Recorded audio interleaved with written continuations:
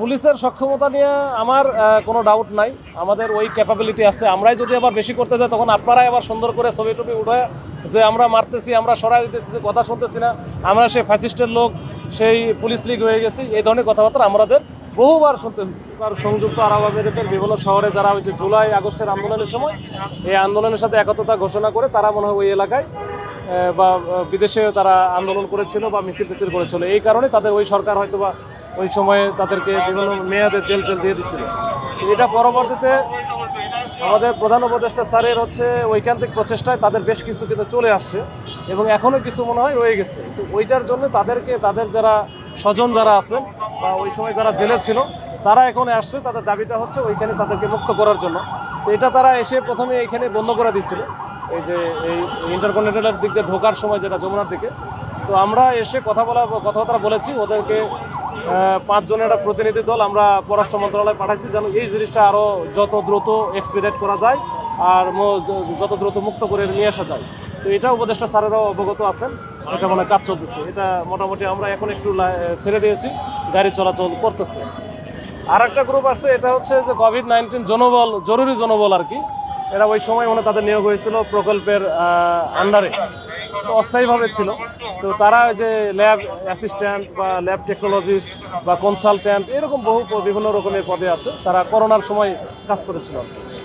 তাদের যেহেতু এই যে প্রকল্পটা শেষ হয়ে গেছে, তো এই শেষ হয়ে যাওয়ার কারণে তারা মানে বেতনও পাচ্ছে না বা তাদের ওইখানে অন্য কাউরে নিয়োগ দেওয়া হবে এরকম গুঞ্জন ওঠার পরে তারা এটার প্রতিবাদ জানায় এবং ওইটার জন্য তারা আবার এই যে ইন্টারকন্টিনেন্টালে আসছে। তো আমি তাদের প্রতিনিধি নিয়ে তাদের সাথেও কথা বলেছি।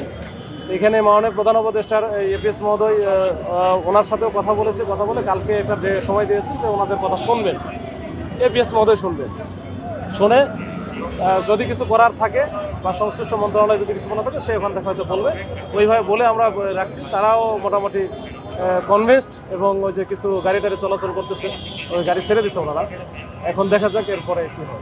মানুষের মধ্যে সচেতনতা যতক্ষণ না পর্যন্ত আসবে ততক্ষণ পর্যন্ত এইভাবে চলতেই থাকবে। মানে আমার কথা হচ্ছে যে আমি আন্দোলন করব, সব কিছু করবো, আমার দাবি দেওয়া থাকতেই পারে, কিন্তু সেটার তো একটা জানানোর পদ্ধতি আছে।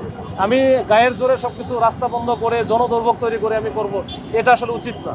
এটা আমরা বারবার ডিসকারেজ করি এবং দেখছেন যে সকালে কিন্তু ওই যে প্রেস ক্লাবের সামনে একই ঘটনা ঘটলো, আমরা ওখানে পরে ডিসপার্স করতে বাধ্য হলাম। তো এইখানেও এসে আমরা একই অবস্থা দেখলাম, পরবর্তীতে আমাদের কথা শুনে ছেড়ে দিয়েছে। মানে এটা আসলে সচেতনতা সবার থাকা উচিত, সচেতন হওয়া উচিত। এবং এই যে বারবার এভাবে যদি আন্দোলনকারীরা আন্দোলন করার জন্য অগণতান্ত্রিক পদ্ধতি ব্যবহার করে, তাহলে সেক্ষেত্রে এটা আমাদের সবার জন্যই অমঙ্গলজনক। এটা হওয়া উচিত না। পুলিশের সক্ষমতা নিয়ে আমার কোনো ডাউট নাই। আমাদের ওই ক্যাপাবিলিটি আছে। আমরাই যদি আবার বেশি করতে যাই তখন আপনারাই আবার সুন্দর করে ছবি টবি উঠে যে আমরা মারতেছি, আমরা সরাই দিতেছি, যে কথা শুনতেছি না, আমরা সেই ফ্যাসিস্টের লোক, সেই পুলিশ লীগ হয়ে গেছি, এই ধরনের কথাবার্তা আমাদের বহুবার শুনতে হচ্ছে। তো ওই জন্য আমরা চাই যে একটা হচ্ছে আলোচনা করে তাদেরকে বুঝিয়ে আমরা সরিয়ে দেওয়ার চেষ্টা করি। পারতপক্ষে আমরা বল প্রয়োগ করার চেষ্টা করি না। এটা হয়তো বা আমাদের দুর্বলতা হতে পারে, কিন্তু এটা আমরা আপাতত এই ইয়েতেই আছি যে আমরা বুঝাবো। তারপরে একেবারে না হলে তখন তো সেক্ষেত্রে আমাদের ব্যবস্থা আছে, আমরা কিন্তু নিচ্ছি, আজকেও নিচ্ছি।